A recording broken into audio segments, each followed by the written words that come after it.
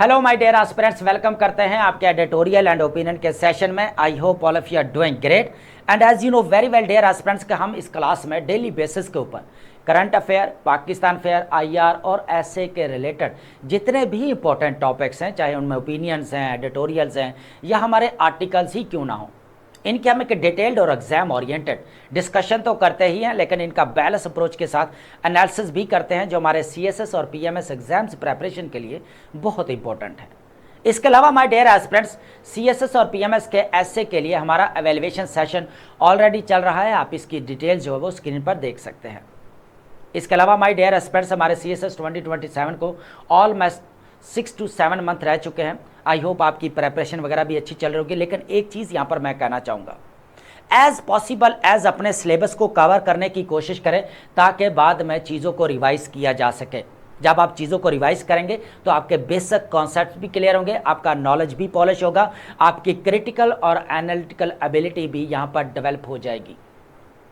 तो कोशिश करें अपने सिलेबस को कवर करने की, और साथ साथ राइटिंग प्रैक्टिस बहुत ज़्यादा ज़रूरी है, वो आपने डेली बेसिस के ऊपर करनी है। तो आई होप आपने इस चीज़ को अंडरस्टैंड किया होगा। और अब हम चलते हैं अपने इंपॉर्टेंट टॉपिक्स की तरफ, लेकिन टॉपिक्स से पहले आपको पता है कि हम डेली बेसिस के ऊपर एक लिटरेरी या फिलोसफिकल स्टेटमेंट को लाजमी डिकोड करते हैं, जो हमारे सीएसएस और पीएमएस एग्जाम्स प्रिपरेशन के लिए बहुत इंपॉर्टेंट होती है। डियर एस्पिरेंट्स, आज जो हमारे पास स्टेटमेंट रहने वाली है बेसिकली पाइथागोरस की। वो कहता है कि salt is born of the purest parents, the sun and the sea. सबसे पहले इसको साइंटिफिकली अंडरस्टैंड करते हैं कि जो आपका नमक है, जो यहां पर जो ये पैदा हुआ है, बेसिकली इसके जो वालिदैन है वो बहुत ज़्यादा पाकीज़ा है। और वो वालिदैन किसको बेसिकली बोला जा रहा है? बेसिकली यहां पर सी को और सन को बोला जा रहा है। अंडरस्टैंड ये करेंगे कि बेसिकली जो सॉल्ट है वो कैसे जो है यहां पर वजूद में आया, इस चीज़ को यहां पर अंडरस्टैंड करते हैं। देखें, अब समंदर का पानी आपको भी पता है कि नमकीन होता है, उसके अंदर नमकियात होते हैं। होता क्या है कि सूरज की हरारत की वजह से वो पानी बुखारात की शक्ल में जो है उड़ जाता है, और पीछे आपका क्या रह जाता है? यहाँ पर नमक रह जाता है। तो इस तरह जो है वो नमक किन दो चीज़ों की वजह से आ रहा है? बेसिकली किन दो नेमतों की वजह से आ रहा है? एक है आपका सूरज, दूसरा है आपका यहाँ पर समंदर। अब इसको फिगरेटिवली अंडरस्टैंड करने की कोशिश करते हैं। बेसिकली समझाया यह जा रहा है कि जो हमें आम या मामूली चीज़ नज़र आती है ना, उसकी भी एक वर्थ होती है, उसकी भी एक इम्पोर्टेंस होती है। कैसे? अब देखें, नमक आपका देखने को एक अदना सा या मामूली सा हमें, या कह लें कि यहाँ पर एक आम सी चीज़ जो है वो देखने को मिल सकता है, या एक कह लें कि मामूली सा एलिमेंट देखने को मिल सकता है। लेकिन आपको भी पता है कि अगर इसको खानों के अंदर ना डाला जाए तो क्या वो टेस्ट आएगा जो आना चाहिए नमक के बगैर? कभी भी नहीं आएगा। तो यहां पर समझाने की यह बात की जा रही है कि जो हमें यहां पर मामूली चीज नजर आती है, जो यहां पर हमें अदना सी चीज नजर आती है, आम सी चीज नजर आती है, उसकी एक अपनी वर्थ है, उसकी एक अपनी इंपॉर्टेंस है। तो कभी भी जो है वो उसको जो है आप डी वैल्यू मत करें, आपको जो है वो वैल्यू देनी चाहिए, क्योंकि आपको पता है कि छोटी से छोटी चीज़ की भी बहुत ज़्यादा अहमियत हो सकती है, वर्थ उसकी हो सकती है। ठीक है, तो आई होप आपने स्टेटमेंट को यहाँ पर अंडरस्टैंड किया होगा। और अब हम चलते हैं अपने इंपॉर्टेंट जो है वो टॉपिक्स की तरफ। देखिए, आज हमारे पाकिस्तान अफेयर, करंट अफेयर और ऐसे के पेपर के पॉइंट ऑफ व्यू से काफ़ी इंपॉर्टेंट टॉपिक्स रहने वाले हैं। ठीक है, सबसे पहले जो हमारे पास यहाँ पर टॉपिक रहेगा वो है यहाँ पर trouble at home. Trouble at home की बात जो की जा रही है ना, सारा जो मामला है ना हमें वो अपने घर के अंदर देखने को मिल रहा है। और घर के अंदर क्या है, इस चीज को भी अंडरस्टैंड करते हैं। देखें, बात यहां पर की जा रही है कि the Burgenstock paradox balancing Pakistan external peace maker status against internal authoritarian consolidation, इस चीज को हमने अंडरस्टैंड करना है। अब आपको पता है कि पाकिस्तान की फॉरेन पॉलिसी को स्ट्रेंथन करने के लिए हमें इंटरनली स्ट्रांग होना पड़ेगा। आज हमारे पास इंपॉर्टेंट केस स्टडी रहने वाले हैं। ये केस स्टडी आपने लाजमी नोट करने हैं, जो बेसिकली पाकिस्तान के अंदर डेमोक्रेसी को डीरेल कर रहे हैं। देखें, पाकिस्तान रीजनल लेवल के ऊपर, ग्लोबल लेवल के ऊपर as a peace maker, as a facilitator, as a mediator तो रोल प्ले कर चुका है और कर भी रहा है। लेकिन इंटरनली भी पाकिस्तान को स्ट्रांग रहना पड़ेगा। जो पाकिस्तान को यहां पर मिडिल पावर का स्टेटस दिया जा रहा है, तो क्या यहां पर यह लंबे अरसे तक टिक सकता है अगर पाकिस्तान इंटरनली वीक हो? तो आपको भी पता है कि मल्टीफेरियस यहां पर जो है वो कह ले के इश्यूज का सामना करना पड़ रहा है इंटरनली तौर पर। अब इस टॉपिक के अंदर हार्श क्रिटिसिज्म भी है, लेकिन हमने इसको एग्जाम ओरिएंटेड जो है ये डिस्कस करना है, एग्जाम पॉइंट व्यू से इसको हमने यहां पर एनालाइज करना है। तो मैं बिल्कुल जो है यहां पर हार्श जो क्रिटिसिज्म है, जो तनकीद है, वो मैं साइड पर रखने वाला हूं और हमने इसकी डिस्कशन करनी है एग्जाम ओरिएंटेड। एक चीज मैं पहले यहां पर क्लियर कर दूं, लेकिन इसके अंदर जो इंपॉर्टेंट केस स्टडी है वो आपने लाजमी नोट करने हैं। मैं पहले यहां पर क्लियर कर दूं, आप ये समझ लें कि पाकिस्तान की फॉरेन पॉलिसी को इंपावर करने के लिए, स्ट्रेंथन करने के लिए हमें इंटरनली स्ट्रांग होना पड़ेगा। और सबसे पहले जो हमारे पास केस स्टडी पता कौन सा रहेगा? AJK वाला, आजाद जम्मू एंड कश्मीर वाला, जहां पर हमें इंस्टेबिलिटी देखने को मिल रही है। इसके साथ साथ अगर देखा जाए इंटरनली तौर पर इकोनॉमिक एंड पॉलिटिकल इंस्टेबिलिटी सबसे बड़ा इश्यू ये है। अभी गवर्नेंस डेफिसिट भी देखने को मिलेगा, गवर्नेंस फेलियर भी देखने को मिलेगा। देखें, जब तक ये इश्यूज रहेंगे पाकिस्तान के अंदर socio economic and political development, progress या प्रॉस्पेरिटी कभी भी नहीं आएगी।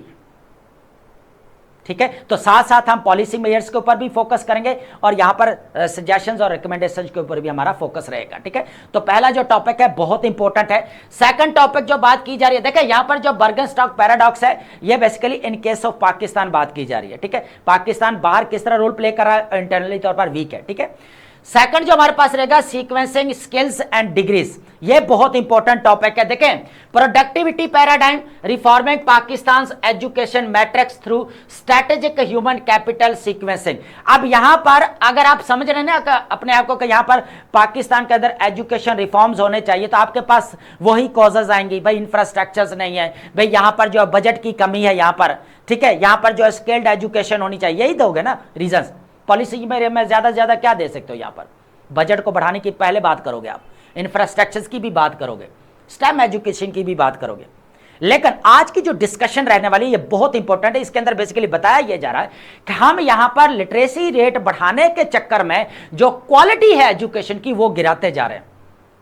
हजारों स्टूडेंट्स यहां पर साल के बाद जो है यहां पर डिग्री लेकर निकलते हैं, लेकिन उनके पास स्किल्स नहीं है। लेकिन अब यहां पर क्वेश्चन एक और भी है, इसका मतलब हम हायर एजुकेशन या यूनिवर्सिटीज को पीछे छोड़ दें?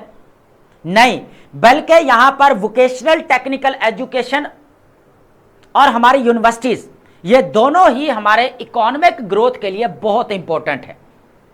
और वो किस तरह है हम जो है यहां पर डिस्कस करने वाले हैं। बहुत इंपॉर्टेंट है कि बेसिकली पाकिस्तान की इकोनॉमी को किस तरह स्ट्रेंथन किया जा सकता है through higher education and vocational and technical education के जरिए। ठीक है, इस चीज को अंडरस्टैंड करेंगे, ये बहुत इंपॉर्टेंट है। एग्रीकल्चर सेक्टर के ऊपर बात करेंगे, टेक्सटाइल इंडस्ट्री के ऊपर बात करेंगे, फार्मास्यूटिकल कंपनीज के ऊपर बात करेंगे। ठीक है, यहां पर केस स्टडीज भी डिस्कस करने वाले हैं, कौन कौन से हैं जो पाकिस्तान से अभी आगे हैं और पाकिस्तान को जो है यहां पर किस तरह जो है यहां पर अपने आप को आगे लेकर चलना है थ्रू एजुकेशन। तो हायर एजुकेशन, जो यूनिवर्सिटीज की बात की जा रही है, एक चीज मैं कहना चाहूंगा, आप खुद बताएं, जहां पर बड़ी बड़ी यूनिवर्सिटीज हैं, क्या वहां पर साइंटिस्ट आपको देखने को नहीं मिल रहे? क्या वहां पर इंजीनियर्स देखने को नहीं मिल रहे? क्या वहां पर रिसर्चर्स आपको देखने को नहीं मिल रहे? दूर क्यों जाते हैं आप? यहां पर ईरान की एग्जांपल ही ले लें। ठीक है, बाकी तो ऑक्सफोर्ड, हार्वर्ड वगैरह वो तो है ही हैं। देखें, साइंटिस्ट भी तो उनके ही है ना यहां पर बन रहे हैं। जो हम बात करते हैं कि हायर एजुकेशन के ऊपर ज्यादा फोकस नहीं है, यूनिवर्सिटीज यहां पर बनाई जा रही हैं। ठीक है, तो भाई अगर यूनिवर्सिटीज बनाई जा रही है तो साइंटिस्ट भी हमें यही देंगी, इंजीनियर्स भी हमें वही देंगी और यहां पर रिसर्चर्स भी वही। वो एक अलग बात है कि यहां पर कुछ फ्लो है जिसकी वजह से हम इन चीजों को हासिल नहीं कर पा रहे, वो एक अलग डिबेट है। लेकिन हम यहां पर बात करें पॉजिटिव चीजों की। ठीक है, उसके बाद हमारे पास टेक्निकल एजुकेशन है। तो ओवरऑल देखा जाए तो इसके ऊपर जो डिबेट रहने वाली है वो इन डेप्थ रहने वाली है। आपने चीजों को लाजमी नोट करना है। ठीक है, थर्ड नंबर पर हमारे पास देखें, मैं पहले भी कहता हूं कि ये वो कॉमन सी चीजें हैं जो हर एस्पिरेंट अपने जो है वो पेपर के अंदर लिख कर आता है।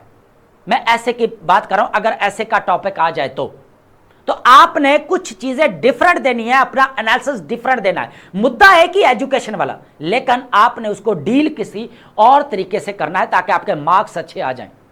ठीक है, लास्ट टॉपिक हमारे पास रहेगा, बहुत इंपॉर्टेंट है यहां पर, इंडस वाटर वॉर्स। अब यहां पर आप छोड़कर भागिएगा मत, यहां पर जो इंपॉर्टेंट चीज है ना, अगर आप समझ रहे हैं कि इंडस वाटर ट्रीटी के ऊपर हमने बहुत पढ़ा है और हमने भी इसकी डिटेल डिस्कशन की हुई है इन डेप्थ में जाकर, लेकिन आज जो यहां पर बात की जा रही है ना, पाकिस्तान को एटलीस्ट 4 फोरम्स के ऊपर यहां पर अपनी वॉइस को रेज करना पड़ेगा। सबसे पहले ICC, international criminal court, ICJ, international court of justice, IHL, international humanitarian law, उसके बाद यहां पर HRC, ह्यूमन राइट्स काउंसिल की बात की जा रही है, और कौन कौन से आर्टिकल्स के तहत पाकिस्तान को यहां पर मौकफ अख्तियार करना चाहिए वो भी डिस्कस करेंगे। और ऑलरेडी हम जो है डिस्कशन कर चुके हैं इंडस वाटर ट्रीटी के ऊपर कि इंडिया की तरफ से किस तरह वायलेशन की जा रही है, कितने प्रोजेक्ट्स बनाए जा रहे हैं, कौन कौन से प्रोजेक्ट्स हैं, वो सारी डिस्कशंस ऑलरेडी हम कर चुके हैं। लेकिन मेन चीज हमारे पास रहेगी फोरम कौन से हैं जहां पर पाकिस्तान को यहां पर अपनी वॉइस को रेज करना पड़ेगा। ठीक है, तो इसके ऊपर डिस्कशन रहेगी। अगर देखा जाए जियोपॉलिटिक्स ऑफ इंडस बेसन, dissecting perception politics and hydrological realities, Pakistan legal इंसर्कलमेंट strategy, पूरा फोकस्ड एरिया हमारे पास यहां पर क्या रहेगा, बेसिकली लीगल इंसर्कलमेंट स्ट्रेटजी के ऊपर। ठीक है, तो तीनों टॉपिक्स हमारे बहुत इंपॉर्टेंट है, इसके ऊपर आपने नोट्स मेकिंग लाजमी करनी है। ठीक है, ये वो न्यू पॉइंट्स है जो हर स्टूडेंट नहीं जानता, वो मिस कर रहा है। ठीक है, तो आपने थोड़ा सा जो है वो कह कि समथिंग इज डिफरेंट, है ना, तो वो लाजमी होना चाहिए यहां पर। ठीक है, तो यहां पर अगर लास्ट में हमारे पास देखा जाए तो वोकैब है, और वोकैब में पहले भी कहता हूं कि जितने भी डार्क न्यूज़पेपर के इंपॉर्टेंट वर्ड्स है, देखिए हम ज्यादा तो वर्ड यहां पर लेकर नहीं आते, 10 वर्ड्स लेकर आते हैं जो बार बार कभी जो है आपके रिपीट हो रहे होते हैं। ठीक है, अब 10 वर्ड्स के साथ आपके 2 सिनोनिम्स भी होते हैं, 2 एंटोनिम्स थी, ऑलमोस्ट आपके 50 वर्ड्स बनते हैं जो आप डेली बेसिस के ऊपर अपनी एक नोटबुक प्रिपेयर कर सकते हैं। पर मंथ अगर देखेंगे तो आपके 1500 वर्ड आपके प्रिपेयर होंगे। तो 10 वर्ड्स के ऊपर आप फोकस करिए। ठीक है, डेली बेसिस के ऊपर आप नोट करते जाएंगे। ठीक है, तो सबसे पहले हम यहां पर डिबेट करने वाले हैं फर्स्ट टॉपिक के ऊपर, बर्गन स्टॉक पैराडॉक्स की बात करेंगे।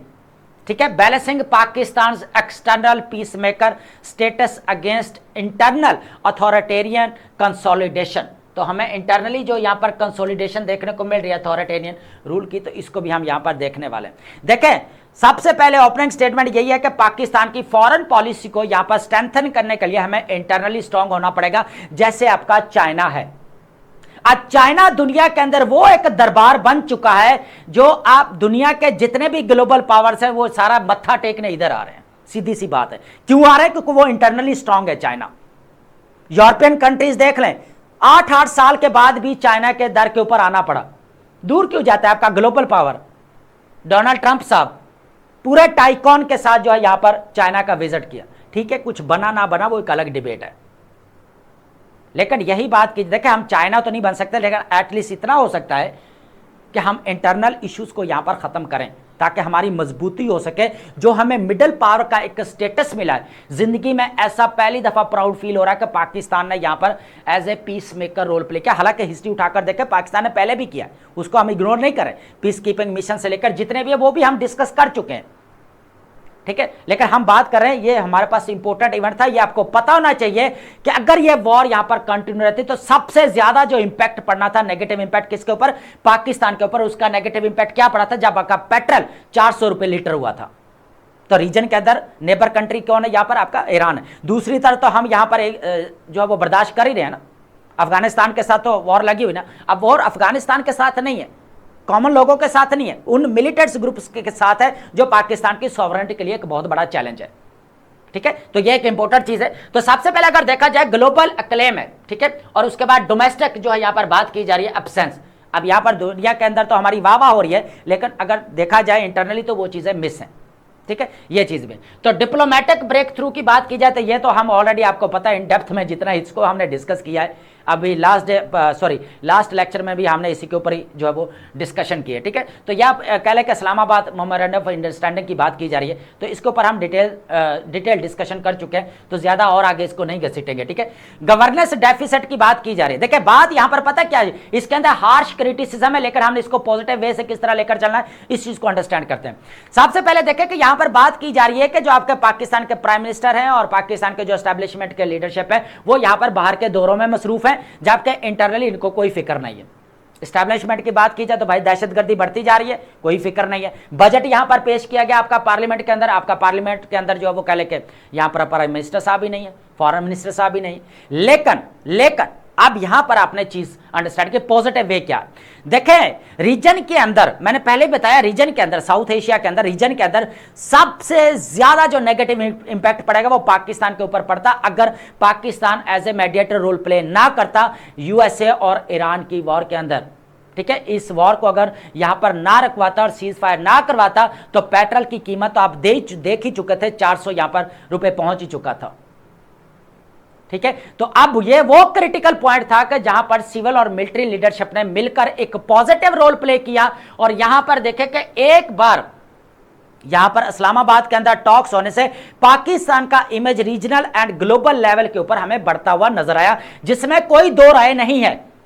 और इस टाइम ऐसा हमें बड़ी देर के बाद ऐसा जो है वो एक प्राउड फील हो रहा है कि भाई कुछ ना कुछ अच्छा कर रहे हैं हम भी। दुनिया के ऊपर जो बदनाम किया जाता था, विलीफाई किया जा रहा था या डीफेम किया जा रहा था, एथलीट्स जो है यहां पर पॉजिटिव जो है वो चीजें तो देखने को मिली, ठीक है भाई। क्रिटिकल सिचुएशन है, यहां पर जो है वो कह लें कि अवेलेबल नहीं थे, क्योंकि अभी टाइम वो चल रहा था कि एग्रीमेंट आपका करीब चल रहा है, आपका स्विस के अंदर जो है यहां पर स्विट्जरलैंड के अंदर टॉक्स होनी थी, उसके बाद यहां पर इलेक्ट्रॉनिकली जो है यहां पर एग्रीमेंट साइन किया गया वेंसडे वाले दिन। ये सारी चीजें हम डिस्कस कर चुके हैं। संडे वाले दिन हमारा प्राइम मिनिस्टर साहब और उसके बाद सीडीएफ आसिम मुनीर साहब, ये दोनों जो है यहां पर स्विस के अंदर थे, जहां पर लेक लुइसडेन समिट हमें देखने को मिली बर्गन स्टॉक जो है रिजॉर्ट के अंदर। तो भाई जाना जरूरी था ना, क्योंकि लास्ट उसका चल रहा था इस्लामाबाद मेमोरेंडम ऑफ अंडरस्टैंडिंग। नाम तो देखे ना, टाइटल भी तो इस्लामाबाद का दिया गया ना, तो पाकिस्तान अमल दरामद करने के लिए या टेक्निकल फेज के अंदर क्यों ना होता, यहां पर सारा जो वो पानी फेर देता किए दरे के ऊपर। तो ये इंपॉर्टेंट चीज थी कि यहां पर नहीं था। लेकिन अब बात करते हैं दूसरे एंगल से। देखे अब मेन लीडरशिप जो यहां पर पाकिस्तान को रन करिए, वही आपके पाकिस्तान के अंदर अगर देखा जाए दहशतगर्दी आपकी बढ़ती जा रही है, उसके ऊपर भी फोकस, हालांकि फोकस किया जा रहा है, ऐसा नहीं है। ऑपरेशन गजबुल इलाहा का स्टार्ट किया गया ताकि हम यहां पर टेररिज्म को रेडिकेट कर सके, अपरूट कर सके। साथ साथ यहां पर ईरान की तरफ से देखे, मैंने पहले भी कहा कि अगर ये वॉर स्टार्ट रहती तो सबसे ज्यादा लॉस किसको यहां पर बर्दाश्त करना पड़ रहा था, पाकिस्तान को। सोचे अगर यहां पर इजराइल आ जाता है, एक तरफ तो हम यहां पर भुगत रहे हैं जो यहां पर अफगानिस्तान जो इंडिया के साथ ताल्लुकात बनाकर बैठा हुआ है, तो यहां पर फिर क्या बचता है ईरान के अंदर। तो इसलिए पाकिस्तान ने एक पॉजिटिव रोल प्ले किया। तो बाकी यहां पर थोड़ा सा हार्श क्रिटिसिज्म है, जैसा कि मैंने पहले भी कहा कि भाई बजट हो यहां पर पेश किया जा रहा था, डिबेट हो रही थी और आपके प्राइम मिनिस्टर भी नहीं थे, ना एस्टैब्लिश लीडरशिप थी यहां पर। तो ये इन दोनों को इस मौके पर होना चाहिए था, क्योंकि इकोनॉमिक एंड पॉलिटिकल स्टेबिलिटी ही पाकिस्तान की फॉरेन पॉलिसी को इंपावर कर सकती है, स्ट्रेंथन कर सकती है। तो यहां पर इस मौके के ऊपर होना चाहिए था। ऑलरेडी अगर बजट अगर देखा जाए तो किसकी कंडीशन के अंडर चल रहा है, आईएमएफ की कंडीशन के अंडर। बेल आउट प्रोग्राम के ऊपर आपकी इकोनॉमी स्टैंड कर रही है, फंड्स के ऊपर कर रही है। तो भाई एज ए पीस मेकर अगर रोल प्ले कर रहे हैं तो कोई पॉजिटिव रिजल्ट्स तो आने चाहिए ना, वो रिजल्ट्स भी देखने को नहीं मिल रहे, हम इंटरनली और पीछे जाते जा रहे हैं, ठीक है। तो ये चीज भी बेसिकली यहां पर कही जा रही है, ठीक है।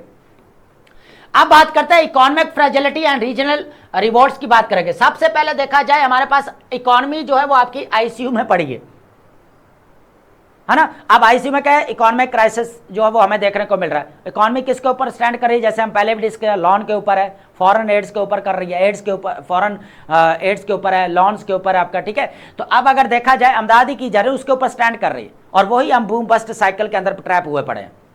और बात की जा रही है यहाँ पर आईएमएफ के विशेष साइकिल में जो है वो ट्रैप हुआ पड़ा है। तो 25th प्रोग्राम ऑलरेडी चल रहा है। तो अब यहां पर पॉवर्टी की बात करें तो पॉवर्टी रेट आपका देखेगा 41% से भी जो है यहां पर अगर देखा जाए पॉपुलेशन जो है वो क्या कर रही है, यहां पर गुर्बत की लकीर से भी नीचे जा रही है।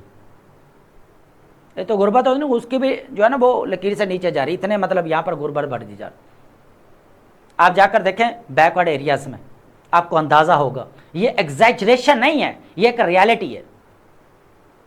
ठीक है, जहां पर देखें कि आपको जो है यहाँ पर सफ़ेद पोश भी नजर आएंगे, ठीक है। बाकी गरीब लोग तो हैं, वो बेचारे 2 टाइम की रोटी है, सारी चीज़ें हैं, लेकिन अगर देखा जाए तो बहुत सारे लोग अभी भी जो है यहाँ पर इश्यूज़ का सामना करना पड़ रहा है। देखें, सबसे बड़ी बात अगर देखा जाए पॉपुलेशन के अंदर यूथ सबसे ज़्यादा हमें देखने को मिल रही है 65%, लेकिन अनएम्प्लॉयमेंट का सामना करना पड़ रहा है। उसके बाद इकोनॉमिक क्राइसिस का सामना करना पड़ा है, पॉलिटिकल इंस्टेबिलिटी देखने को मिल रही है, ये सारी चीज़ें हैं, ठीक है। तो एक जनरल ओवरव्यू। सेकंड जो हमारे पास रहेगा AJK, आज़ाद जम्मू कश्मीर वाला इशू।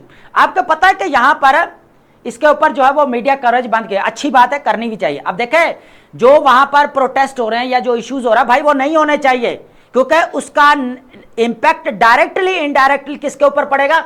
पाकिस्तान की कश्मीर की पॉलिसी के ऊपर। कि बोला भाई जो आज़ाद कश्मीर इनके पास है वो तो इनसे संभल नहीं रहा, दूसरे कश्मीर की बात करते, तो ये हमारे ऊपर एक नेगेटिव इंपैक्ट पड़ेगा। और ये बात यहां पर बिलावल भुट्टो ने भी कही थी। बिलावल भुट्टो ने कहा था कि भाई देखें, हम किसी पार्टी को यहां पर सपोर्ट नहीं कर रहे, हम बात कर रहे हैं कि ये यहां पर जो अच्छी बात है वो करनी चाहिए। उन्होंने कहा कि यहां पर डायलॉग्स एंगेजमेंट जरूरी है। एजे के अंदर आपको पता है कि नेक्स्ट मंथ में इलेक्शन होने वाले हैं जुलाई के अंदर, और वहां पर प्रोटेस्ट हो रहे हैं, और उन प्रोटेस्टर्स को रोकना पड़ेगा, क्योंकि वो डायरेक्टली इनडायरेक्टली कश्मीर की जो पॉलिसी है, कश्मीर के ऊपर पॉलिसी है पाकिस्तान की, उसके ऊपर इंपैक्ट पड़ेगा। तो एक चीज ये भी है, तो इस चीज को खत्म करना पड़ेगा। तो वहां पर जो लीडर्स हैं उनको लेबल दिया गया कि बेसिकली ये फॉरेन एजेंट्स है, ठीक है। अब ये तो रियलिटी खैर एजेंसीज को पता, उन चीजों को क्या है, रियलिटी क्या है उसके पीछे, लेकिन ये है कि जो पॉलिटिकल इंस्टेबिलिटी है उसको खत्म करना पड़ेगा। डायलॉग की जरूरत है, एंगेजमेंट की जरूरत है, ठीक है। तो हमारा ये बैलेंस अप्रोच के साथ ये रहेगा, नहीं तो अदरवाइज इसके अंदर हार्श क्रिटिसिज्म है, लेकिन वो हम करेंगे नहीं, ठीक है। हमारा जो है पॉजिटिव पॉइंट रहेगा। उसके बाद अगर देखा जाए बैंड मीडिया कवरेज वगैरह, ये अच्छी बात है भाई, एटलीस्ट बंद है भाई जो दुनिया तक, तो ये तो ना देखे कि भाई जो है वो भी नहीं संभल रहा ना, ये भी चीज़ें इंपॉर्टेंट है। देखें, अब इसकी और भी बहुत सारी चीज़ें हो सकती है, लेकिन हम उस तरफ नहीं जाएंगे। हमारा पॉइंट ऑफ व्यू होना चाहिए पॉजिटिव और एग्जाम ओरिएंटेड डिस्कशन होनी चाहिए, वो ही हम करेंगे, ठीक है। एस्केलेशन एंड पैराफ्रीज की अगर बात की जाए, इसके अलावा AJK वाला हटकर यहां पर बलूचिस्तान और KPK के अंदर देख लें, है ना, आए दिन जो है यहाँ पर मिलिटेंट्स ग्रुप्स जो है अटैक कर रहे हैं। उसके अलावा अगर देखा जाए जो हमें यहाँ पर गवर्नेंस डेफिसिट देखने को मिल रहा है, ठीक है, तो गवर्नेंस फेलियर जो हमें यहाँ पर बलूचिस्तान और KPK के अंदर देखने को मिल रहा है, जिसकी वजह से यहाँ पर सेपरेटिस्ट मूवमेंट आपकी बढ़ती हुई नजर आ रही है। अगर ह्यूमन डेवलपमेंट के ऊपर यहाँ पर इन्वेस्ट किया जाता, जो कि हमें जरूरत है, जो डेमोग्राफिक डिविडेंड्स का फायदा उठा सकते हैं, वो नहीं उठाया जा रहा। पॉलिटिकल हमें यहाँ पर क्राइसिस देखने को मिल रहा है, पॉलिटिकल इंस्टेबिलिटी देखने को मिल रही है। तो हाल आपका KPK और बलूचिस्तान वाला आपके सामने ही, सेपरेटिस्ट मूवमेंट देखने को मिल रही है, मिलिटेंट्स ग्रुप्स देखने को मिल रहे हैं, जो पाकिस्तान की सिक्योरिटी और सॉवरेनिटी के लिए बहुत बड़ा चैलेंज है, और इंटरनली भी एक बहुत बड़ा चैलेंज है, ये भी है ना। उसके बाद है डीपनिंग अथॉरिटेरियनिज्म एंड, अगर देखा जाए तो यहां पर जुडिशियल इरोजन की बात की जा रही है। देखें, अब यहां पर जो है नेक्स्ट जो हमारे पास पॉइंट रहेगा, सिस्टमिक क्रैकडाउन की बात करें, लेकिन यहां पर फिर हार्श क्रिटिसिज्म है। बात वही की जा रही है कि यहाँ पर जो है वो कह कि कुछ जो इंसिडेंट हुआ यहाँ पर 9 मई वाला, 9 मई 2025 वाला, ठीक है, इसको बाद ज़्यादा हम आगे नहीं जाएंगे, लेकिन ये है कि इस तरह के इंसिडेंट है जो हमारे कह के पाकिस्तान के अंदर इकोनॉमिक और पॉलिटिकल स्टेबिलिटी को यहाँ पर जो और ज़्यादा बढ़ावा देते हैं। लेकिन हम यहाँ पर ये भी कह सकते हैं कि डेमोक्रेसी जो है ऐसे इंसिडेंट की वजह से वो डीरेल होती हुई हमें नजर आ रही है, ठीक है। तो डेमोक्रेसी हमारी यहाँ पर क्या हो रही है, डीरेल हो रही है इस वजह से, ठीक है। तो और ज़्यादा हम इसके अंदर और चीज़ें डिस्कस करने वाले नहीं है, ठीक है। उसके अलावा जुडिशियल और लीगल न्यूट्रल की अगर बात की जाए, देखें अब यहाँ पर आपको पता है कि यहाँ पर 26 और 27 अमेंडमेंट के 27th अमेंडमेंट के बाद क्या किया गया, यहाँ पर जो है वो फेडरल जो है कॉन्स्टिट्यूशनल कोर्ट बनाएगी। अब जो सारे जो है यहाँ पर डिसीजन मेकिंग होती है पार्लियामेंट के जितने भी केस है वो यहाँ कौन डील करेगा, फेडरल कॉन्स्टिट्यूशनल कोर्ट। अब यहाँ पर कहीं ना कहीं पर ये एक फायदा हुआ है कि यहाँ पर सुप्रीम कोर्ट के ऊपर बर्डन कम हो गया, एक चीज तो ये, लेकिन ये भी कहा जा रहा है कि यहाँ पर जो पार्लियामेंटरी सुपरमेसी भी देखने को मिल रही है। दोनों चीजें हैं, ये भी चीजें मैं डिस्कस कर चुका पर प्रीवियस लेक्चर के अंदर कवर कर चुका, दोनों वे में हमने डिस्कस किया, पॉजिटिव और नेगेटिव दोनों वे में। अब यहाँ पर जो है फेडरल कॉन्स्टिट्यूशन कोर्ट का अगर कोई डिसीजन है तो वो सारे पाकिस्तान की जितनी भी कोर्ट्स हैं उसके ऊपर लागू लागू होगा, लेकिन इस्लामाबाद की जो यहाँ पर डिसीजन जो होगा या जो भी डिस्कशन हमें देखने को मिलेगी, तो वो यहाँ पर जो फैसले होंगे वो सिर्फ जो है दूसरी कोर्ट्स के ऊपर होंगे, हाई कोर्ट्स वगैरह और ये बाकी कोर्ट्स के ऊपर, लेकिन फेडरल कॉन्स्टिट्यूशन के ऊपर नहीं होगा, क्योंकि फेडरल कॉन्स्टिट्यूशन का जो काम ही है वो यहाँ पर अकॉर्डिंग टू कॉन्स्टिट्यूशन यहाँ पर जो है वो इंटरप्रिटेशन करना है, जितने भी लॉ यहाँ पर बनाए जा रहे हैं, ठीक है, वो भी चीज़ है। तो कहीं ना कहीं पर ये भी चीज़ देखने को मिलेगी, जो जुडिशियल इंडिपेंडेंस है वो भी कहीं ना कहीं पर हमें कम होते हुए नजर आ रही। तो ये भी एक इंपॉर्टेंट चीज़ है जो हमारे डेमोक्रेसी के जो है वो कह लें कि डीरेल होने की। मसलन अब फ्री एक्सप्रेशन की बात की जा रही है, यहाँ पर आपको पता है कि एंटी टेररिज्म एक्ट और उसके बाद पीका यहाँ पर जो हमारे पास है prevention of electronic crimes act, इन दोनों का जो है यहाँ पर जो है वो इन्फोर्स होना चाहिए with transparency, accountability, fairness and justice. कहीं ना कहीं पर अगर पॉलिटिकल इंटरफेरेंस है तो गवर्नमेंट को चाहिए इस इंटरफेरेंस को कम करे और यहाँ पर ट्रांसपेरेंसी इंश्योर करवाए और पब्लिक सर्विस डिलीवरी को जो है यहाँ पर जो है वो क्या किया जा सके, बढ़ाया जा सके। तो अब ये वो पॉइंट्स है जो बेसिकली यहाँ पर इनके ऊपर या इन इश्यूज या चैलेंजेस को खत्म करना पड़ेगा। जिस तरह हमें यहाँ पर गवर्नेंस फेलियर देखने को मिल रहा है, गवर्नेंस डेफिसिट देखने को मिल रहा है और उसके नेगेटिव इंपैक्ट भी साथ में देखने को मिल रहे हैं और इनको कम करना पड़ेगा, ये बहुत इंपॉर्टेंट चीज है। बात वही है कि अगर हम फॉरेन पॉलिसी को स्ट्रेंथन करना चाहते हैं, मिडिल पावर वाला जो स्टेटस हमें मिल रहा है उसको हम यहाँ पर आगे फर्दर जो है अगर लेकर चलना चाहते हैं तो हमें इंटरनली स्ट्रांग होना पड़ेगा। Socio economic and political stability होना बहुत ज्यादा जरूरी है ताकि हम प्रॉस्पेरिटी, डेवलपमेंट और प्रोग्रेस इंश्योर करवा सके पाकिस्तान के अंदर, ठीक है। तो ये इंपॉर्टेंट चीज है। आई होप आपने इस टॉपिक को यहां पर अंडरस्टैंड किया होगा। और अब हम चलते हैं अपने नेक्स्ट टॉपिक की तरफ। देखिए अब यहां पर फाल्स डिक्टोमी की जो बात की जा रही है इसके ऊपर भी डिस्कशन करते हैं। प्रोडक्टिविटी पैराडाइम की बात की जा रही है, reforming Pakistan education matrix through strategic human capital sequencing, ठीक है। अब यहां पर देखा जाए तो सबसे इंपॉर्टेंट चीज पता है क्या है, वो है आपकी प्रोडक्टिव कैपेबिलिटीज जो हमें कमी देखने को मिल रही है।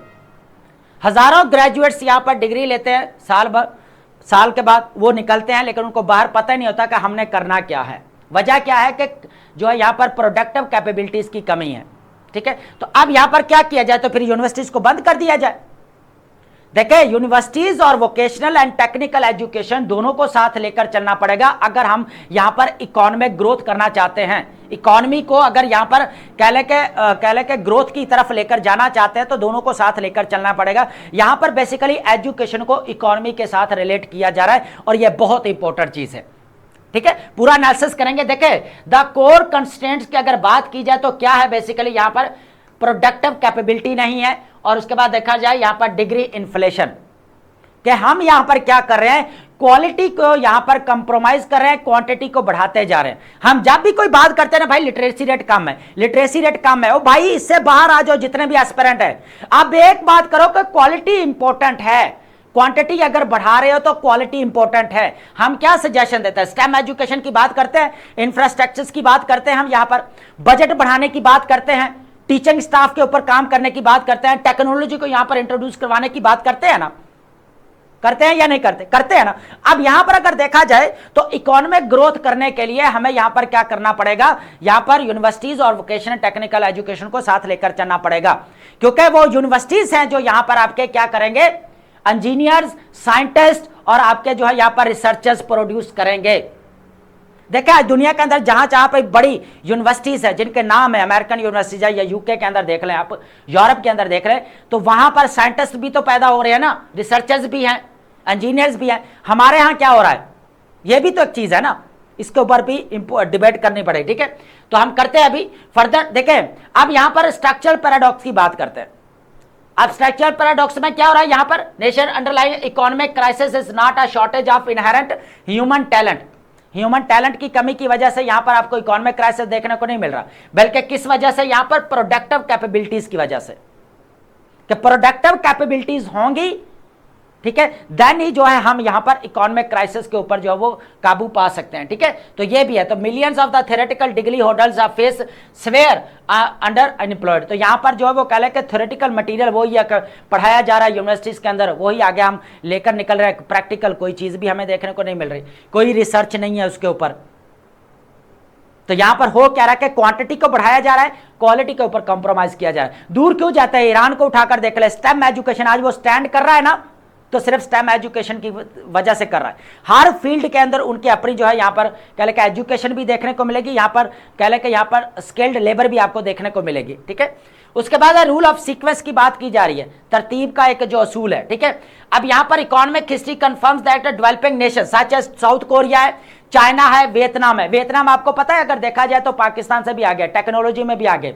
आप एक चार्जर यहां पर खरीदते हैं उसके ऊपर भी वियतनाम लिखा होता है, ठीक है। वो करते क्या है, यहां पर प्रोडक्टिव कैपेबिलिटीज को बढ़ाते हैं, ठीक है। जो उनको पढ़ाया जा रहा है वो काम आ सके, स्किल्ड लेबर यहां पर प्रोड्यूस की जा रही है, तो ये चीज भी है यहां पर, ठीक है। तो यहां पर क्या है, they productize a skilled workforce to build a floor level production capacity first, climbing the high value research chain later. तो सबसे इंपॉर्टेंट चीज क्या है यहां पर, प्रोडक्टिव कैपेबिलिटीज को बढ़ाना, स्किल्ड लेबर को प्रोड्यूस करना, ठीक है, ताकि इकोनॉमिक ग्रोथ की जा सके। अब एजुकेशन को किस तरह इकोनॉमी के साथ रिलेट किया जा रहा है, यही वो चीज है, ठीक है। अब यहां पर अगर देखा जाए एम्पिरिकल गैप्स की, द टेक्सटाइल, फार्मा एंड यहां पर एग्री रियलिटी। अब अगर देखा जाए तो सबसे पहले वियतनाम की बात करते हैं, वियतनाम और बांग्लादेश बेंचमार्क्स। वियतनाम की बात करते हैं, according to World Bank and यहां पर ILO, इंटरनेशनल लेबर ऑर्गेनाइजेशन। तो सबसे पहले अगर देखा जाए तो यहां पर वियतनाम सबसे पहले यहां पर क्या करता है, स्किल्ड लेबर जो है प्रोड्यूस करता है, और टेक्नोलॉजिकल अडॉप्टेशन भी हमें वियतनाम के अंदर देखने को मिलती है, और 2 गुना हमें ज्यादा, 2 गुना नहीं बल्कि कई गुना ज्यादा हो सकती है वियतनाम की, ठीक है। तो यहां पर twice the output of the Pakistani workers, इससे भी ज्यादा प्रोड्यूस किया जा रहा है। तो आप हिसाब लगाएं कि एजुकेशन के हम क्वांटिटी बढ़ाते जा रहे हैं लेकिन क्वालिटी के ऊपर कंप्रोमाइज किया जा रहा है, ठीक है, ये चीज है। तो अब यहां पर बाकी देख ले, बांग्लादेश क्या करे, दूर क्यों जा रहा है यार, बांग्लादेश उठा लो, हमसे आजाद हुआ 1970s के अंदर, आज वो देख ले कि टेक्सटाइल इंडस्ट्री हमसे भी आगे है। और सबसे बड़ी पता है क्या वजह है, यहां पर जो कॉटन वो इंपोर्ट कर रहा है ना, पाकिस्तान से कर रहा है, और हम कहां पर स्टैंड कर रहे हैं, हमारी टेक्सटाइल इंडस्ट्री यहां पर डूब चुकी है। वजह क्या है, यहां पर प्रोडक्टिव कैपेबिलिटीज नहीं है, और प्रोडक्टिव कैपेबिलिटीज क्या होती है बेसिकली, यहां पर skilled pattern makers, quality controllers, lab technicians होने चाहिए, नहीं है। उसके बाद है यहां पर सप्लाई चेन मैनेजर्स, नहीं है, रादर देन बल्कि क्या हो रहा है, एडवांस थ्योरेटिकल जो है यहां पर साइंटिस्ट हमें पैदा किए जा रहे हैं, बजाय इसके कि जो रिसर्चर होते हैं। तो ये स्किल्स यहां पर नहीं है, प्रोडक्टिव कैपेबिलिटीज ये हैं जो हमें यहां पर जो है वो टेक्सटाइल इंडस्ट्री के अंदर चाहिए, चाहे टेक्सटाइल इंडस्ट्री से हटकर भी कोई इंडस्ट्री है तो उसके लिए भी यही चाहिए, ठीक है। तो ये चीज है। एग्रीकल्चर ऑप्टिमाइजेशन की अगर बात की जाए, देखें अब वो जमाना नहीं रहा कि आप एग्रीकल्चर सेक्टर के अंदर मजदूर बढ़ाते जाएं, यहां पर आपकी ऑलरेडी 40+ तो यहां पर जो है वो लेबर फोर्स एग्रीकल्चर सेक्टर के अंदर लगी पड़ी है ना, लेकिन रिजल्ट्स क्या है, कुछ भी नहीं है। तो यहां पर भी स्किल्स को बढ़ाना पड़ेगा, टेक्निकल स्किल्स को बढ़ाना पड़ेगा एग्रीकल्चर सेक्टर के अंदर, किसके जरिए, यहां पर एजुकेशन के जरिए। और वो एजुकेशन क्या हो सकते हैं, यहां पर आपकी vocational and technical education, and इसका देखा जाए तो हायर एजुकेशन, दोनों के जरिए जो हम तलाश के जो है इसको लेकर चल सके, ताकि एग्रीकल्चर सेक्टर के अंदर प्रोडक्शन को बढ़ाया जा सके। जब आपकी प्रोडक्शन बढ़ेगी तो जो फूड इनसिक्योरिटी हो रही है वो भी यहां पर आपकी कम होती जाएगी, ठीक है। तो यहां पर पॉलिसी रीअलाइनमेंट की अगर बात की जाए, सॉरी स्किल्स की बात कर लेते हैं, कौन कौन सी स्किल्स है। सबसे पहले अगर देखा जाए यहां पर टेक्निकल स्किल्स के अंदर इरिगेशन मैनेजमेंट होनी चाहिए, उसके बाद है लाइव स्टॉक जेनेटिक्स, ठीक है, उसके बाद कोल्ड चेन लॉजिस्टिक्स, ठीक है, उसके बाद एडवांस्ड फूड प्रोसेसिंग, ये सारी टेक्निकल स्किल्स होनी चाहिए, ताकि हम जो है वो कह लें कि एग्रीकल्चर सेक्टर के अंदर क्या कर सके, प्रोडक्शन को बढ़ा सकें। Policy realignment, maximum productivity over enrolment. और भाई एनरोलमेंट यूनिवर्सिटीज के अंदर, एजुकेशन के अंदर जो आपका 26 मिलियन आउट पड़ा है, बाहर पड़ा है, उसको लेकर आए, यहां पर एजुकेशन भी दें, वोकेशनल टेक्निकल एजुकेशन भी दें, दोनों एजुकेशन साथ लेकर चलना पड़ेगी। ऐसे नहीं होगा कि एक ही जो है वो आपके लिए अलग अलग से काम चलने वाला नहीं चलेगा। ईरान देख ले, स्टेम एजुकेशन के ऊपर काम किया था, आज वो स्टैंड भी कर रहा है। Science, technology, engineering and mathematics, कभी कभी इसको मैनेजमेंट भी बोला जाता है, ठीक है। तो यह चीज है। आउटकम बेस्ड फंडिंग होनी चाहिए, वही बात की जा रही है कि एनरोलमेंट की बजाय यहां पर जो है वो कह ले के क्वालिटी को बढ़ाना बहुत ज्यादा जरूरी है, ठीक है। तो certificate to maximise actual economic productivity. उसके बाद स्ट्रैटेजिक टाइमलाइन क्या है, universities remain vital for nurturing future generation scientist and business leaders, जो हम पहले भी बात कर चुके हैं, जबकि आपके जो वोकेशनल ट्रेनिंग वाले स्किल्ड लेबर यहां पर प्रोड्यूस कर सकते हैं।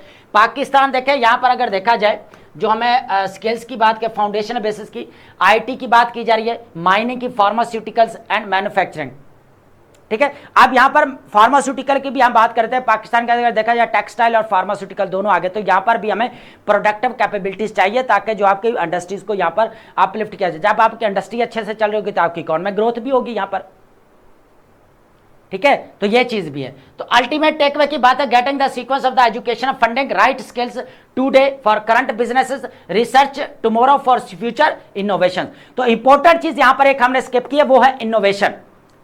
देखें, अगर आपकी एजुकेशन क्वालिटी अच्छी है, स्टेम एजुकेशन है, टेक्निकल एजुकेशन है, तो आप यहां पर इनोवेशन भी कर सकते हैं। बड़ी बड़ी यूनिवर्सिटीज कहां पर हैं? जहां जहां पर भी हैं, यूरोप के अंदर है, अमेरिका के अंदर है, तो वहां पर इनोवेशन भी हो रही है। आज जो हम एआई टूल यूज कर रहे हैं या हम यहां पर जो भी डिजिटल डिवाइसेस यूज कर रहे हैं, कहां से आ रही हैं? हमने कोई चीज इनोवेट की है? यहां पर कुछ भी नहीं है भाईजान, है ना। तो एजुकेशन की वर्थ क्या रहेगी? यूनिवर्सिटीज बनाते जाएंगे, कोई फायदा नहीं होगा। थ्योरेटिकल यहां पर साइंटिस्ट पैदा करेंगे, रिसर्चर नहीं कर सकते आप, तो वो इकोनॉमिक ग्रोथ के अंदर क्या हेल्प करेंगे? वो भी रिसर्च करने के लिए बाहर चले जाते हैं, वो भी कहता है बाहर गुजारेंगे जिंदगी। तो ये बात की जा रही है कि एजुकेशन के अंदर बहुत एजुकेशन के अंदर बेसिकली जो आपकी स्टेम एजुकेशन है, टेक्नोलॉजी है या प्रोडक्टिव कैपेबिलिटीज को यहां पर बढ़ाना पड़ेगा, स्किल्ड लेबर को यहां पर प्रोड्यूस करना पड़ेगा अगर हम इकोनॉमिक ग्रोथ की तरफ जाना चाहते हैं तो, ठीक है। तो आई होप आपने यहां पर चीजों को समझा होगा, अंडरस्टैंड किया होगा। देखें, एग्जामिनर की यहां पर जो है वो कह लें कि रिक्वायरमेंट को तो आपने फॉलो करना है, लेकिन आप कोशिश करें कि जो यहां पर हर स्टूडेंट जो लिख रहा है ना, कॉजेज लिख रहा है, सजेशन दे रहा है, आप थोड़ा हटकर उसको जो है लॉजिक के साथ बात करें, ताकि आपके जो वो आप पास तो हो ही जाएंगे वो चीजें देखें, लेकिन मार्क्स आपने लेने हैं। और मार्क्स लेने के लिए आपकी जो है क्रिटिकल थिंकिंग, एनालिटिकल एबिलिटी का होना बहुत ज्यादा जरूरी है, ताकि एग्जामिनर की रिक्वायरमेंट को फुलफिल किया जा सके, एग्जामिनर के सामने एक्सप्रेस किया जा सके। अगर इस तरह की चीजें आप पढ़ते हो और आप लिख रहे हो तो देन आपके लिए ये पॉजिटिव जो है वो यहां पर पॉइंट्स हैं, ठीक है। तो ये लाजमी ऐड करेंगे। अब बात करते हैं जियोपॉलिटिक्स ऑफ इंडस बेसन की। देखें, यह टॉपिक ऑलरेडी हमने डिस्कस किया हुआ है इन डेप्थ में, हर एंगल से हमने यहां पर इंडस वाटर ट्रीटी को कवर किया हुआ है, लेकिन इसके अंदर हम बात करने वाले हैं लीगल एनसर्कलमेंट स्ट्रैटेजी की। और यह चीज कहीं ना कहीं पर हम प्रीवियस लेक्चर्स के अंदर डिस्कस कर चुके हैं, लेकिन यहां पर 4 to 5 फॉरम्स की बात की जा रही है, ICC, ICJ, IH law and HRC. इसके अकॉर्डिंग बात करेंगे कि पाकिस्तान किस तरह मौकफ इख्तियार कर सकता है, किस तरह अपनी दरख्वास्त जो है वो दायर कर सकता है इंडस वाटर ट्रीटी को लेकर। अब यहां पर आपको पता है परसेप्शन पॉलिटिक्स की जो बात की जा रही है एंड हाइड्रोलॉजिकल रियलिटी। अब इसके अंदर क्या है? मैन्युफैक्चर्ड यहां पर पैनिक, मन घड़त जो हमें यहां पर जो मुश्किलात देखने को मिले। सबसे पहले इंडस वाटर ट्रीटी की यहां पर बात करते हैं। आपको पता है कि इंडस वाटर ट्रीटी के ऊपर ऑलरेडी जो है वो 12 to 17 प्रोजेक्ट्स जो वो बनाए जा रहे हैं, जो किसकी तरफ से? यहां पर इंडिया की तरफ से चनाब और यहां पर जो वो इंडस रिवर, जितने भी वेस्टर्न रिवर हमारी तरफ 3 आ रहे हैं उनके ऊपर, ठीक है। सबसे इंपॉर्टेंट अभी हमें यहां पर देखने को मिला चनाब ब्यास टनल जो बनाया जा रहा था कि चनाब से पानी को मोड़ना है किसकी तरफ? ब्यास की तरफ। अब ये चीजें हम डिस्कस कर चुके हैं, फोकस हमारा वही रहेगा मेन फॉरम्स के ऊपर, लेकिन थोड़ा सा ओवरव्यू ले रहे हैं इस चीज को हम इसलिए। अब देखें यहां पर एक create perception of strategic strength domestically while inducing panic across Pakistan. तो ये चीज हमें यहां पर देखने को मिल रही है। आप अंदाजा लगाएं कि इंडस वाटर ट्रीटी को एज ए वेपन या एज ए टूल यूज किया जा रहा है, और बार बार जो है यहां पर पानी के फ्लो को कम करने की बात की जाती है।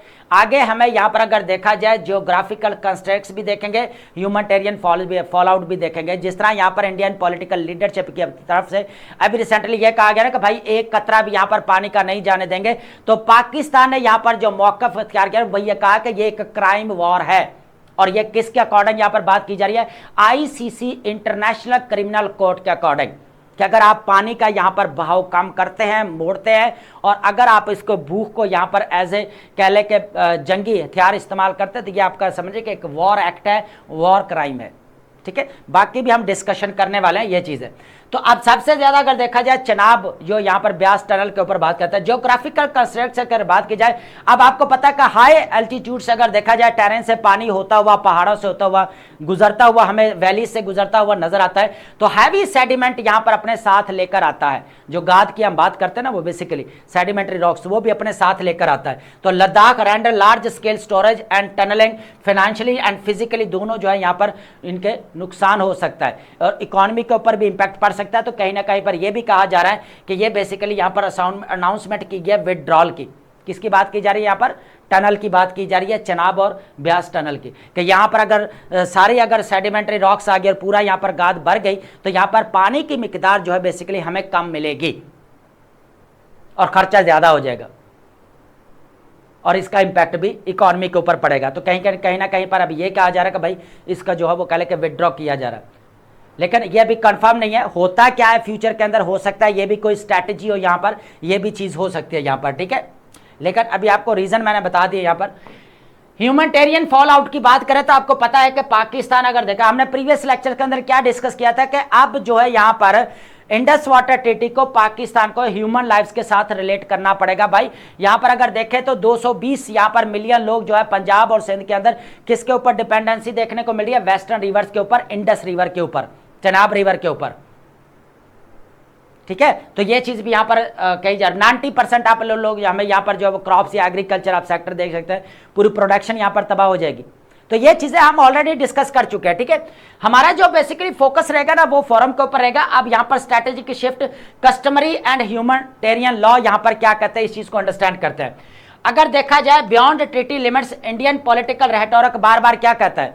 उनका रेटोरिक हमें क्या देखने को मिल रहा है? हम तो एक कतरा पानी का नहीं जाने देंगे पाकिस्तान की तरफ, है ना। अगर देखा जाए तो ये इंटरनेशनल कस्टमरी लॉ है, उसकी वायलेशन की जा रही है, उसके जो प्रिंसिपल्स हैं उनको वायलेट किया जा रहा है कि हम एक कतरा पानी भी नहीं जाने देंगे, है ना। ये चीज भी है। उसके बाद एनवायरमेंटल डिग्रेडेशन भी हमें देखने को मिल रही है, ये भी छोड़ देते हैं, पॉइंट ऑलरेडी हम डिस्कस किया हुआ है, फ्लड्स वगैरह जिस तरह हमें देखने को मिलते हैं। अब बात करते हैं यहाँ पर इंटरनेशनल कन्वेंशंस की। देखें cutting off trans boundary flows, ठीक है। अब जिस तरह वाटर आ रहा है तो यहाँ पर अगर फ्लो कम करने की कोशिश करते हैं तो ये कह लें कि 1997 यूएनओ वाटर कोर्सेज कन्वेंशन के प्रिंसिपल की वायलेशन है, ठीक है। और यहां पर इक्वेटेबल और रीजनेबल इसका यूज करना चाहिए, कोई बड़ा यहां पर खतरा नहीं होना चाहिए, नो सिग्निफिकेंट हार्म, ठीक है। या तो क्या बात की जा रही है कि पानी का बहाव नहीं रोक सकते आप, यहां पर पानी को जो कह लेके उसको कम नहीं कर सकते, ठीक है, उसका रुख नहीं मोड़ सकते यहां पर। तो ये वायलेशन है बेसिकली, ठीक है। Further additional protocol 1 article 54 international humanitarian law यहाँ पर क्या कहता है कि भाई अगर यहाँ पर कह लें कि वाटर को अगर यहाँ पर जो है वो रोका गया, ठीक है, तो ये समझ लें कि यहाँ पर कह लें कि वाटर को एज ए वेपन यूज किया जा रहा है। क्या किया जा रहा है? एज ए वेपन यूज किया जा रहा है, एज ए यहाँ पर कह लें कि टूल यूज किया जा रहा है। वही चीज हमें यहाँ पर देखने को मिल रही है कि इंडस वाटर ट्रीटी को किस तरह जो है यहाँ पर वायलेट किया जा रहा है। तो ये एक इंपॉर्टेंट चीज थी, इसको आपको यहाँ पर समझना पड़ेगा और ये सीधा सीधा एक वॉर क्राइम है और पाकिस्तानी लीडरशिप की तरफ से भी ऐसे यही कहा गया। अब वॉर क्राइम जो पाकिस्तान की तरफ से कहा गया, ये ऐसे नहीं कहा गया, ये भी इंटरनेशनल लॉ के अंदर मौजूद है, तो ये बात की गई यहाँ पर, ठीक है। तो ये चीज भी है। देखिए यहाँ पर prohibits weaponising water and target infrastructure essential to civilian survival. उसके बाद है counter strategy legal encirclement across 4 forums. 4 forums के ऊपर पाकिस्तान के लीगल इंसर्कलमेंट स्ट्रैटेजी क्या है? सबसे पहले हमारे पास रहेगी यहाँ पर कोर्ट ऑफ आर्बिट्रेशन। अब अगर देखा जाए आर्टिकल जो 9 है इंडस वाटर ट्रीटी का, इसके अंडर अगर देखा जाए तो कोर्ट ऑफ आर्बिट्रेशन यहाँ पर जो है वो क्या करनी चाहिए? एस्टैब्लिश करनी चाहिए, यहाँ पर एक दरख्वास्त दायर करनी चाहिए, अपना केस यहाँ पर जो पुट करना चाहिए, ताकि जिस तरह फ्लो बार बार रोका जा रहा है या कम किया जा रहा है या रुख मोड़ा जा रहा है तो इसकी वायलेशन कंसीडर की जाए। यहाँ पर कौन से बेसिकली वायलेशन कंसीडर की जाएगी? किस आर्टिकल 3 है ना 2, तो ये भी आप कर सकते हैं ट्रीटी का। उसके बाद सीखेंगे डिक्लेरेशन ऑफ ब्रीच, ठीक है, स्टेटस को यहाँ पर मेंटेन रखना पड़ेगा, ठीक है। तो कोर्ट ऑफ आर्बिट्रेशन जो है वो लाजमी यहाँ पर बनाई जाने चाहिए, किसके under? Basically article 9 Indus water treaty के अकॉर्डिंग, ठीक है। तो ये चीज़ आप लाजमी यहाँ पर करें। उसके बाद है इंटरनेशनल क्रिमिनल कोर्ट की यहाँ पर बात की जा रही है। तो यहाँ पर अगर देखा जाए तो हमें केस फाइल करना चाहिए यहाँ पर जो है वो आर्टिकल 15 कम्युनिकेशन विद प्रोसिक्यूटर, ठीक है, लेवरेजिंग आर्टिकल जो यहाँ पर A to B जो 25 है ऑफ द रोम स्टैट्यूट, ठीक है, विच एक्सप्लिसिटली जो है यहाँ पर criminalise the international starvation of civilian. बात यहाँ पर की जा रही है कि जो एक इंपॉर्टेंट एसेट है वाटर का, अगर इसको यहाँ पर रोक लिया जाए या इसका फ्लो कम कर लिया जाए तो ये समझ ले कि भूख को जंगी हथियार के तौर पर इस्तेमाल किया जा रहा है, ठीक है। तो यहाँ पर भी जो है वो पाकिस्तान को अपना यहाँ पर वॉइस रेज करनी चाहिए, दरख्वास्त दायर करनी चाहिए। इंटरनेशनल कोर्ट ऑफ जस्टिस, यहाँ पर पहले भी हम बात कर चुके हैं कि यहाँ पर 1997 UNO convention and Berlin rules अगर देखा सीखा emergency provision assure measures under article 41 to legally bar water diversion while the dispute is being adjudicated. अब यहाँ पर यह बात की जा रही है कि जिस तरह यहाँ पर पानी के बहाव को कम किया जा रहा है इंडिया की तरफ से, इसके ऊपर हमें मेजर्स लेने पड़ेंगे और कुछ प्रिंसिपल ऐसे भी हैं जिसका अगर देखा जाए तो यहाँ पर जो है वो कह लें कि कोर्ट ऑफ जस्टिस को, आईसीजे को यहाँ पर जो है वो फैसला जारी करना पड़ेगा किसके अगेंस्ट, बेसिकली जो यहाँ पर पानी जो है यहाँ पर बहाव कम किया जा रहा है या पानी के बहाव को रोका जा रहा है, बेसिकली इसको कहा जा रहा है, ठीक है। तो ये भी है। उसके बाद यूएनओ ह्यूमन राइट्स काउंसिल के ऊपर बात की जाए तो यहाँ पर special procedure and universal periodic review का अगर देखा जाए to show how reduce overflow cause force mass. तो यहाँ पर अगर देखा जाए तो अगर पानी का यहाँ पर बहाव कम किया जाता है तो इससे मास जो है यहाँ पर कह लेकर डिस्प्लेसमेंट हो सकती है।